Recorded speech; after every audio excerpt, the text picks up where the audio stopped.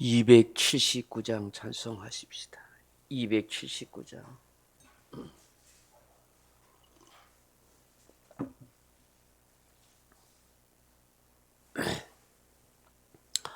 279장입니다.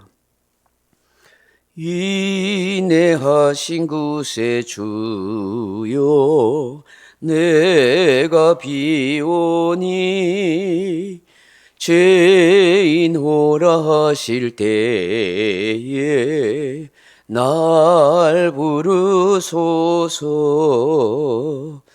주여 주여 내가 비오니 죄인호라 하실 때에 날 부르소서. 자비하신 보좌 앞에 꿇어 엎드려 자복하고 회개하니 믿음 주소서. 주여 주여 내가 비오니 죄인호라 하실 때에 날 부르소서. 주의 공로 의지하여 주께 가오니 상한 마음을 고치시고 구원하소서. 주여 주여 내가 비오니 죄인호라 하실 때에 날 부르소서. 만복하는 우리 주여 위로하소서. 우리 주와 같으시니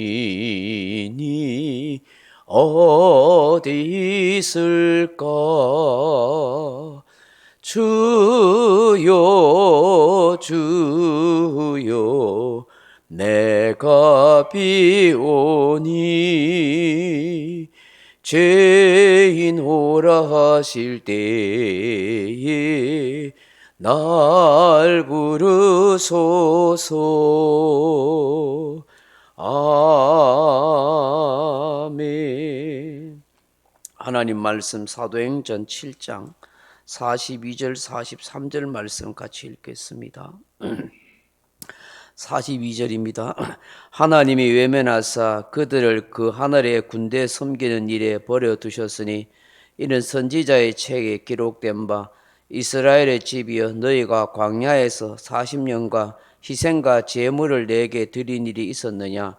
몰록의 장막과 신 레판의 별을 받들었으며 이것은 너희가 절하고자 하여 만든 형상이로다.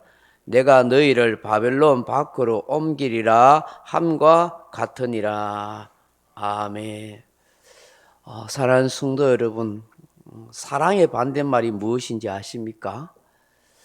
흔히 미움이라고 말합니다. 맞습니다. 그런데 실상 어떤 이는 무관심이라 그렇게 말한답니다. 미움도 사랑이 있으니까 하는 것 아니냐 하는 것이죠. 애정관계가 되었다 하는 것입니다. 정말 사랑하지 않는다면 아예 관심을 갖지 않는다는 것입니다. 그 사람이 건강하든지 병들든지 죽든지 살든지 아무런 관심이 없다는 것. 나와 상관없다. 남처럼 그렇게 대한다 하는 것입니다. 그 무관심은 다른 말로 외면입니다. 이 땅에 살아가는 인간에게 있어서 하나님의 심판 중에 참 무서운 심판이 있다면 무엇인지 아십니까? 그것은 바로 외면입니다. 외면, 버려둠입니다. 도무지 가능성이 없다는 것이죠. 고쳤을 인생이 되지 않는다 하는 것입니다. 그래서 짐승처럼 그렇게 마음대로 살도록 내버려 두었다가 영원한 지옥 땔감이 되도록 방치하는 것입니다. 로마서 1장 22절 이하에 이런 말씀이 있습니다. 스스로 지혜 있게 하나 어리석게 되어 썩어지지 아니하는 하나님의 영광을 썩어질 사람과 새와 짐승과 기어다니는 동물 모양의 우상으로 바꾸었느니라. 그러므로 하나님께서 그들의 마음의 정욕대로 더러움에 내버려 두사 그들의 몸을 서로 욕되게 하셨으니 이는 그들이 하나님의 진리를 거짓 것으로 바꾸어 피조물을 조물줄보다 더 경배하고 섬김이라 그렇게 말씀합니다. 그러니까 하나님을 섬기고 살아야 되는데 사람들이 온갖 우상을 만들어 그걸 섬기고 산다는 거예요. 오늘 본문에도 보면 하늘, 태양, 별, 달들을 그렇게 섬기는 그런 일을 이스라엘 백성들이 광야에서 했다는 것입니다. 이 우상을 섬기는 사람의 특징들이 바로 죄악을 행하는 것이고 도덕적으로 윤리적으로 타락하는 것입니다. 그래서 마음의 정욕대로 더러움 내버려 두자라고 그렇게 로마서에서 말씀합니다. 마음의 정욕대로 더러움에 내버려 뒀다는 말이 무슨 뜻이겠습니까? 동성연애하도록 했다는 거예요. 하나님의 창조 질서를 해치고 결혼의 거룩함을 훼손하는 음란하고 제약된 행위를 인간들이 그렇게 한다는 거예요. 근데 이런 제약된 일을 자기 하고 싶은 대로 하나님이 내버려 뒀다는 거예요. 한마디로 말해서 버린 인간이라는 거예요. 하나님이 외면하는 인간이라는 것입니다. 로마서 1장 28절 이하에 이런 말씀도 하십니다. 또한 그들이 마음에 하나님 두기를 싫어하며 하나님께서 그들을 그 상실한 마음대로 내버려 두사 합당하지 못한 일을 하게 하셨으니 곧 모든 불의, 추악, 탐욕, 악의가 가득한 거요 시기, 살인, 분쟁, 사기, 악독이 가득한 자요 수근수근하는 자요 비방하는 자요 하나님께서 미워하는 자요 능욕하는 자요 교만하는 자요 우매한 자요 배역한 자요 무자비한 자라 이렇게 말씀합니다. 이들이 이 같은 일을 행하는 자가 사형당한다는 걸 알면서도 불구하고 자기들만 행할 뿐만 아니라 그런 일을 행하는 사람을 옳다고 그렇게 한다는 거예요. 얼마 전에 미국의 바이든 대통령이 미국의 동성 결혼을 합법화하는 그런 서명을 했습니다. 그리고는 이렇게 떠듭니다. 자유와 평등과 박애의 사상이 실현되었다고 좋아라 그렇게 말합니다. 신앙의 참 자유, 성경대로 살아보겠다고 건너간 그 청교도인들이 세운 나라가 이렇게 타락해버린 것입니다. 자유니 평등이니 박애라는 거창한 구호를 외치지만 사실은 그 속에는 인간의 죄악의 본능을 포장한 위선적인 모습이 있고 성경의 질서를 스스로 파괴해버린 것입니다. 여러분, 미국이란 나라가 어떤 나라입니까? 대통령이 되면은 선서할 때, 취임식할 때 성경책 위에 손을 얹고 그렇게 하는 나라가 아닙니까? 그런데 어떻게 이런 일을 스스로 하는지 모르겠습니다. 아무런 징계나 하나님의 심판이 없으니 좋아하겠죠. 합법적이라고 생각할지 모르지만 하나님의 심판은 결코 외면될 수가 없는 것입니다. 하나님이 외면하고 버린 존재가 되는 것 비극적인 것입니다. 인간의 죄악의 본능대로 살고 타락하는 것 그건 결국 하나님 앞에 심판받을 수밖에 없는 것입니다. 이게 어떻게 인류의 평등과 자유와 박애의 사랑의 가치를 실행하는 거라 말하겠습니까? 소돔과 고모라의 불심판처럼 그렇게 심판을 받을 수 있는 것입니다. 오늘 본문을 다시 한번 보십시오. 42절에 하나님이 외면하사 그렇게 하십니다. 이 외면하사란 말이 스트레포 하는 말인데 등을 돌리다, 마음을 바꾸다 하는 것입니다. 또 본문에 보면 그 하늘의 군대를 섬긴 이래 버려두셨으니 하고 있습니다. 이게 버려두다는 말이 파라디돔이라 하는 말인데 넘겨주다, 위임하다, 포기하다, 배신하다 하는 뜻입니다.